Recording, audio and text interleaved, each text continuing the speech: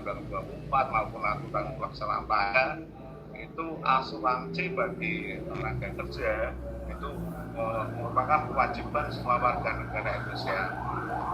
Ini bukan di asuransi komersial, tetapi pada jaminan sosial BPJS. Dan ini sudah ada badan yang menyelenggarakan, yaitu BPJS Ketenagakerjaan maupun BPJS Kesehatan.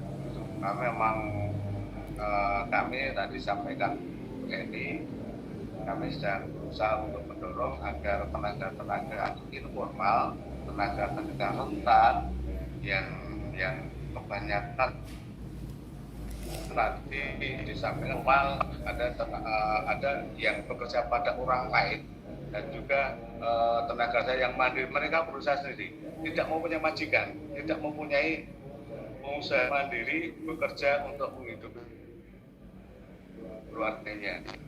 Entah guru gendong, ada tukang ojek, tukang cukur, kemudian pakur gorengan dan lainnya, dan juga untuk pedagang kaki lima, pedagang keliling. Ya, kalau kita lihat di sekolah-sekolah, kalau pas istirahat itu kan banyak sekali pedagang keliling, pakur ojek, cilok, kemudian bakso dan lain sebagainya. Nah, mereka itu sangat rentan sekali. Mereka juga tidak ada perlindungan sosialnya. Mereka sebenarnya bisa untuk memproteksi dirinya sendiri, untuk perlindungan sendiri, terutama itu jaminan kecelakaan kerja dan jaminan kematian. Nah, ke depan kita memang mendorong agar mereka bisa terlindungi. Di sini kami sedang menyusun aturan wali kota dengan perlindungan pekerja-pekerja rentan. Ya, ini kami sedang mendata kepada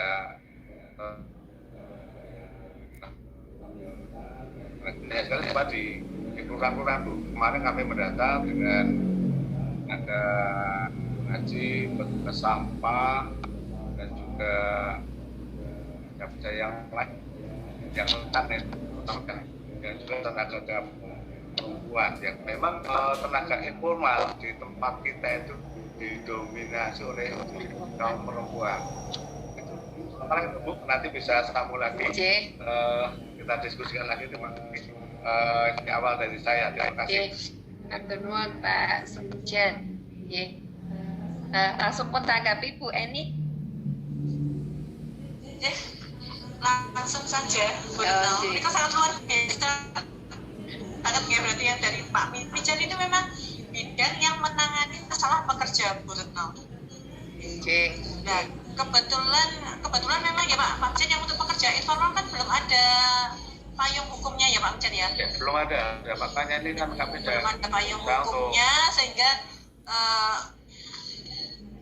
gimana? Dominasi formal itu.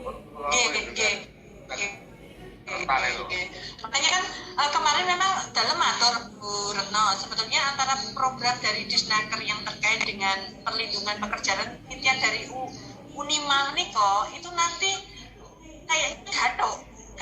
Jadi kenapa memang saya matur untuk papan kali ini Disnaker harus banyak yang terlibat, karena antara program dan penelitian ini nanti akan nyambung. Nyata. Ibu. Ya, Pak Mijan. Jadi mungkin saya juga menanggapi yang sudah disampaikan Pak Mijan. Memang dari hasil penelitian kami berdasarkan diskusi teman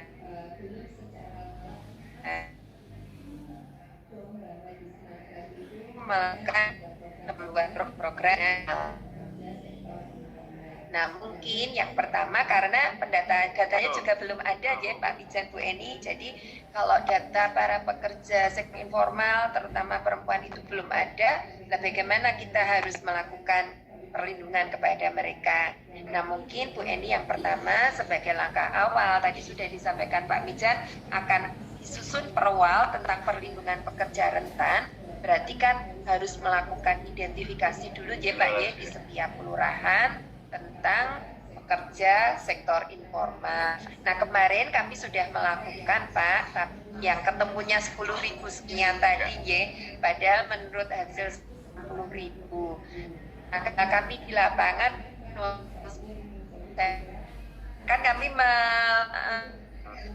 mahasiswa untuk melakukan itu, ternyata dan izin yang sudah kami kantongi dari Kesbang itu ternyata tidak cukup untuk mencari data di setiap kelurahan.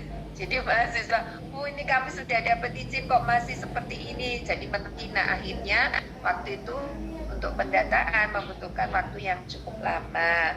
Kemudian yang kedua, data di kelurahan itu tidak ada Pak yang secara ini jumlah kerja sektor ini.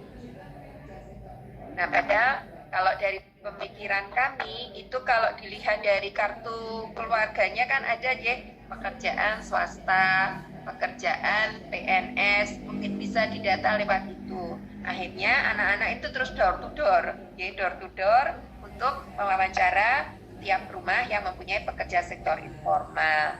Nah, karena kami dibatasi waktu, akhirnya tidak nyandak sedoyo, dan akhirnya yang ketemu hanya 10.000 sekian Niko. Nah mungkin nanti supaya banyak perwal yang akan disusun itu bisa bermanfaat bagi sektor informal. Yang pertama memang harus ada pendataan secara khusus untuk kondisi jumlah pekerja sektor informal tadi. Ya memang leres tadi ya, sebenarnya peraturannya sudah lengkap ya Pak Gen mengatur semuanya. Tetapi selama ini kan hanya sektor formal dan sektor informal hampir belum terjamah, hanya permukaannya saja sebagian kecil. Faktor utamanya adalah di kuantitas, jumlah, kondisi dari pekerja sektor informal itu sendiri. Nah nanti Bapak harap model yang akan model yang dirancang nanti itu bisa diterapkan. Hanya kan ada pelibatan dari berbagai pihak. Nah sebenarnya khusus di kesehatan keselamatan kerja itu kan di Dinkes ya, harusnya juga Dinkes melibatkan, lupa. Dinkes itu kan di Puskesmas ada UKK, unit kesehatan kerja, di mana UKK ini harus didirikan di setiap sentra industri. Jadi seperti di Dar Selatan tuh sana ada sentra industri. Nah nanti UKK ini yang akan mengelola apabila terjadi kasus yang terkait dengan kesehatan dan keselamatan para pekerja. Nah mereka nanti yang akan sampai nanti membawa ke rumah sakit dan sebagainya itu adalah UKK-nya. Tapi dari pengamatan kami sepertinya UKK gelar kecamatan semacam kecamatan belum ada ya, belum nanti mungkin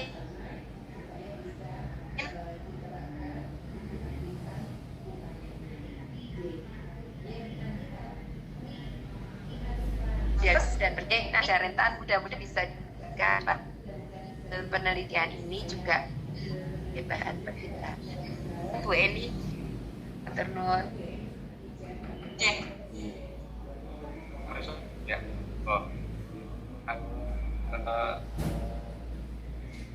Jadi untuk perwali yang kami usul memang kami untuk menindaklanjuti Impress nomor 2 tahun 2021 terkait konfirmasi kepesertaan tenaga kerjaan ini terkait dengan perlindungan dan kecelakaan dan kematian di pekerja rentan itu. Memang harus kita lindungi bagi teman-teman muda kita termasuk di pekerja informal ini, dan memang mereka kan selama ini memang tidak terlindungi, bekerja dengan orang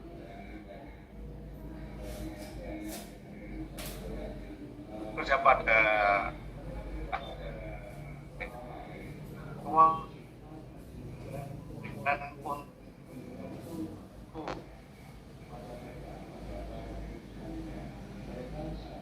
untuk harus banyak di kartu dan pengadaan ini belum, yang belum. Padahal ini kan baru lahir melalui Undang-Undang 24 2009 kalau sama di BPJS itu 2011 gitu. Nah, dan mudah-mudahan begini Bu, tujuan kami agar para peserta itu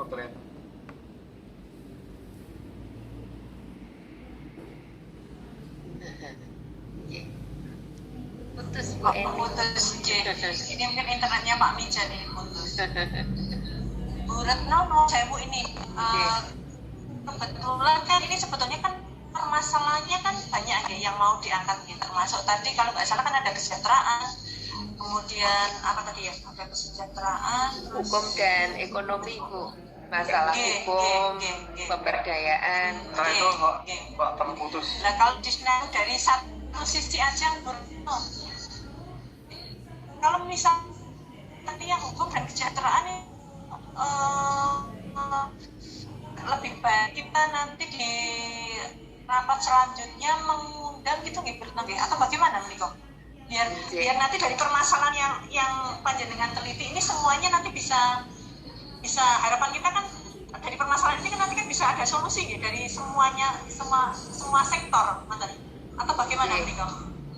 Ya Bu, sebenarnya memang harus banyak melibatkan berbagai pihak seperti yang saya sampaikan tadi di kesehatan itu di kesehatan harus terlibat ya, karena kesehatan dan keselamatan kerja di mana juga di Kementerian Kesehatan itu ada unit yang ada di puskesmas seperti UKK tadi yang khusus ke para pekerja terutama sektor informal. Ini yang klik lagi dengan yang disampaikan Pak Jan tadi kitanya yang perwal untuk perlindungan pekerja rentan. Jadi ini fokusnya pekerja ya Pak nggih. Perwalnya fokus pada kesehatan dan keselamatan kerja nggih Pak Mijan karena dengan BPJS tadi. Oke Bu Eni, jadi memang ini nanti harus melibatkan berbagai OPD nggih Bu. Iya. Karena ini kan kebetulan baru dari satu sisi aja nggih, menurut saya. Kalau dari sisi yang lain kan belum kesentuh ini nanti. Nanti kami nyuwun saran masukan. Kira-kira nanti dari OPD mana nggih yang bisa lebih pas nanti, karena ini kan juga nantinya juga kaitannya dengan kebijakan dengan penelitian mau seperti kesehatan dan ketenaga kerjaan tadi ada daerah dan kebetulan memang sudah arahnya sudah menindaklanjuti nanti ada saran masukan atau tanggapan terkait dengan apa caranya luar biasa penelitiannya bertahun.